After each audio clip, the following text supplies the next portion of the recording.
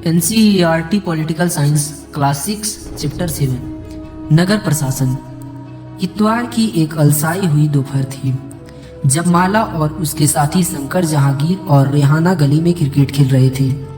शंकर ने बड़ा अच्छा ओवर फेंका था और रेहाना आउट होते होते बची थी। रेहाना आउट ना होने से शंकर हताश हो रहा था, इसलिए उसने इस उम्मीद से कि वह कैच आउट हो जाएगी एक शॉर्ट बॉल फेंक दी। हुआ उल्टा ही। रेहाना ने इतनी तेजी से बल्ला घुमाया कि गेंद ऊपर गई और गली की ट्यूबलाइट टूट गई। रेहाना चिल्लाई, अरे यह मैंने क्या कर दिया? तो शंकर तपाक से बोला, अरे हम यह नियम बनाना भूल गए थे कि अगर तुम्हारी गेंद से गली की ट्यूबलाइट टूट जाएगी तो तुम आउट मानी जाओगी।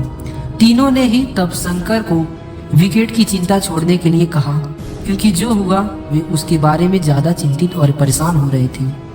पिछले हफ्ते उनसे निर्मला मौसी की खिड़की टूट गई थी, जिनको बदलवाने के लिए अपने जेब खर्च में से पैसे देने पड़े थे। क्या अब दोबारा जेब खर्चे में से पैसे देने पड़ेंगे? और ये पैसे देने किसको? गली की ट्यूबलाइट बदलवाता कौन है? माला का घर सबसे पास था। चारों भाग कर माला के घर गए और उसकी माँ को सब कुछ बता दिया। सारी बात सुनकर माला की माँ ने कहा कि उन्हें इस बारे में कुछ खास नहीं पता, बस यही मालूम है कि यह नगर निगम की जिम्मेदारी होती है। उन्होंने सुझाया, यास्मीन खाला से पूछना चाहिए, वे हाल ही में नगर निगम में सेवानिवृत्त हुई हैं। जाओ उनसे पूछ लो और माला तुम जल्दी घर वापस आना। यास्मीन खाला उसी गली में रहती थी और माला की माँ ने उनकी बहुत अच्छी दोस्त थी। चारों दौड़कर खाला के घर पहुँचे और जैसे ही उन्होंने दरवाज़ा खोला वे एक साथ पूरे किस्सा सुनाने लगे।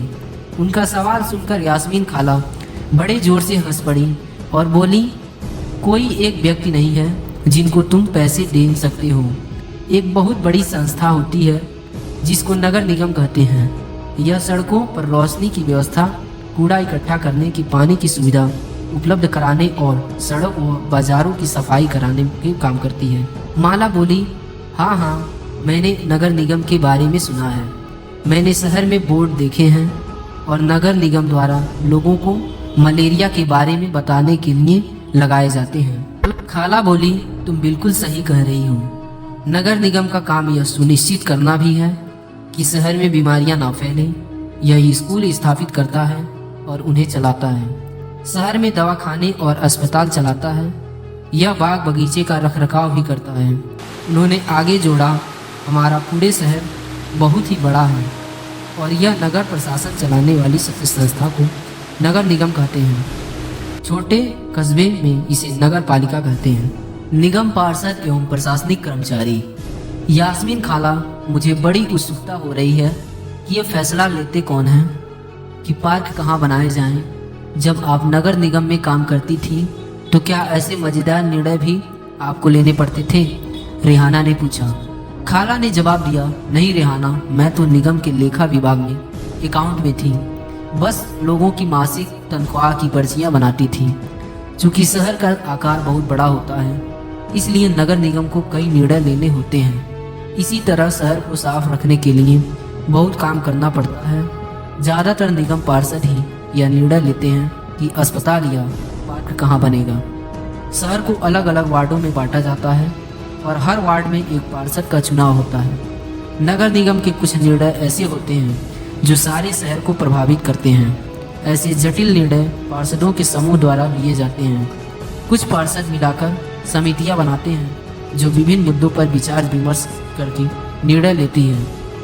उदाहरण स्वरूप, एक बस स्टैंड को बेहतर बनाना है या किसी भीड़ भाड़ वाले बाजार का कचरा ज़्यादा नियमित रूप से साफ करना है या फिर शहर के मुख्य नाले की सफाई होनी है या पार्षदों की सहमतियाँ कि पानी, कचरा जमा करके और सड़कों पर रोशनी आदि की व्यवस्था करती है। जब एक वार्ड के अंदर की समस्या होती है तो वार्ड के लोग पार्षद से संपर्क कर सकते हैं। उदाहरण के लिए, अगर बिजली के खतरनाक तार लटक कर नीचे आ जाए तो स्थानीय पार्षद बिजली विभाग के अधिकारियों से बात करके मदद कर सकते हैं। जहां पार्षदों की समितियां एवं पार्षद विभिन्न मुद्दों पर निर्णय लेने का काम करते हैं, वहीं उन्हें लागू करने का काम आयुक्त और प्रशासनिक कर्मचारी करते हैं। आयुक्त और प्रशासनिक कर्मचारियों की सरकार द्वारा नियुक्त की जाती है, जबकि पार्षद निर्वाचित होते हैं। जो नगर निगम में यह निर्णय लिए कैसे हो जाते हैं, रिहाना ने पूछा। वह कभी सोचना बंद ही नहीं करती। बच्चों के सवालों से खुश होते हुए यास्मीन खाला ने जवाब दिया, सारे वार्डों के पार्षद मिलते हैं और सबकी सम्मिलित राय से एक बजट बनाया जाता है।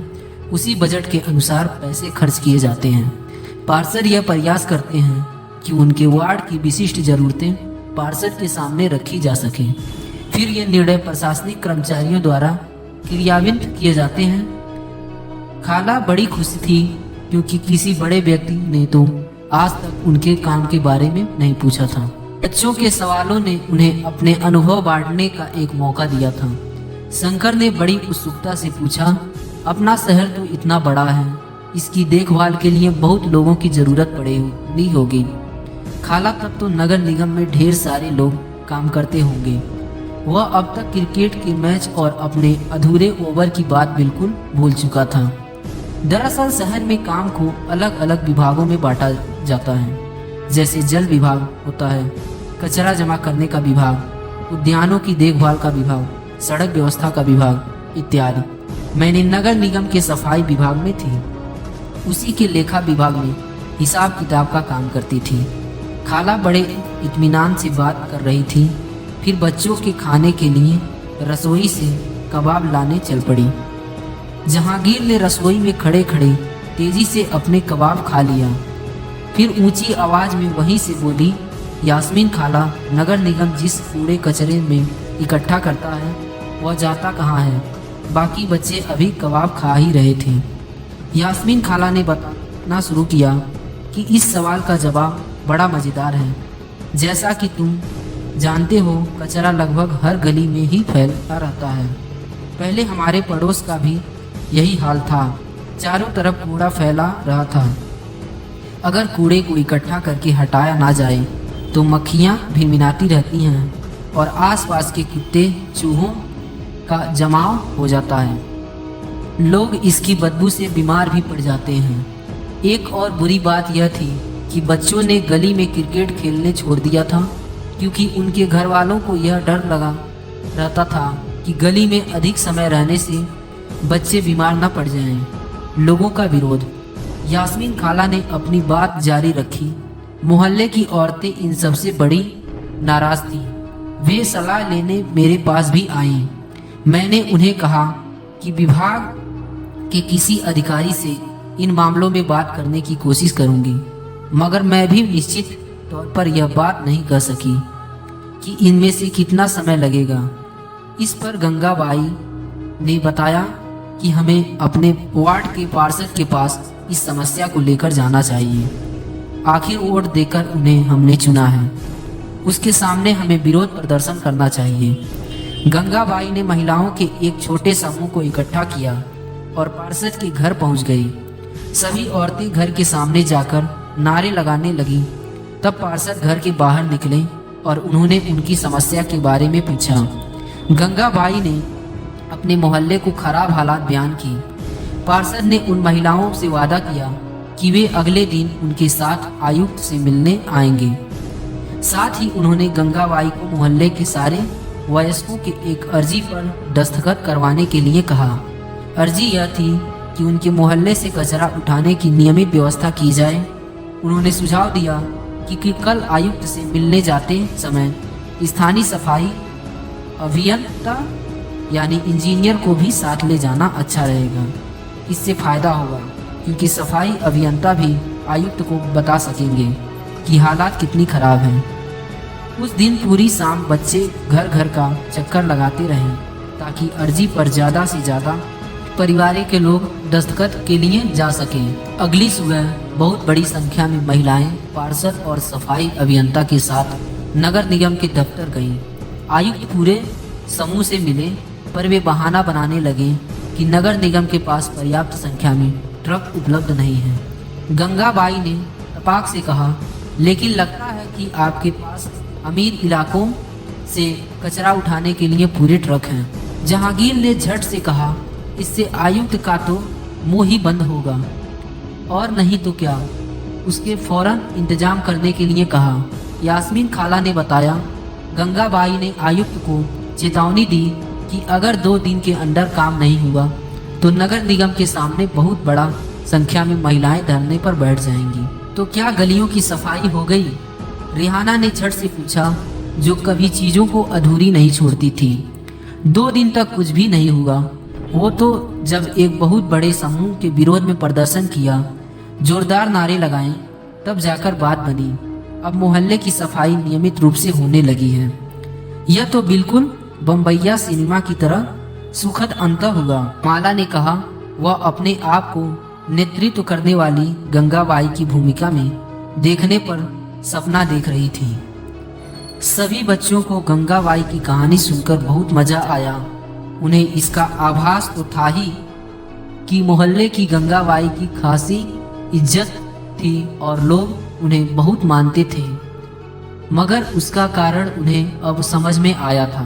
बच्चों ने खाला का शुक्रिया अदा किया और जाने के लिए उठ खड़े हुए। जाते जाते रेहाना ने कहा, खाला बस एक आखिरी सवाल और है। घर पर अभी जो 2 कूड़ेदान हैं वे भी क्या गंगाबाई का सुझाव थी? खाला हंसने लगी, बोली, अरे नहीं नहीं, यह तो नगर निगम ने ही सुझाव दिया कि हम खाने पीने और गलने वाली चीज़ों को एक कूड़ेदान में डालें और प्लास्टिक, कांच जैसे ना गलने वाली चीज़ों को दूसरे कूड़ेदान में डालें। जब हम अपने कचरे की छटाई कर देते हैं तो निगम वाले का काम थोड़ा आसान हो जाता है। बच्चों ने इतने सारे सवालों का जवाब देने के लिए खाला का फिर से शुक्रिया अदा किया और टहलते हुए गली की तरफ चल पड़े। बहुत देर हो चुकी थी और उन्हें जल्द से जल्द घर पहुंचना था। आज हमेशा के मुकाबले गली में अंधेरा थोड़ा ज़्यादा था। उन्होंने ऊपर देखा कि फिर मुस्कुराते हुए एक दूसरे को देखा और वापस खाला के घर की तरफ दौड़ पड़े। अब ये चैप्टर समाप्त हुआ। वीडियो को पूरा देखने के लिए आपका धन्यवाद। मैं मिलता हूँ आपसे अगले वीडियो में। तब तक के लिए जय हिंद।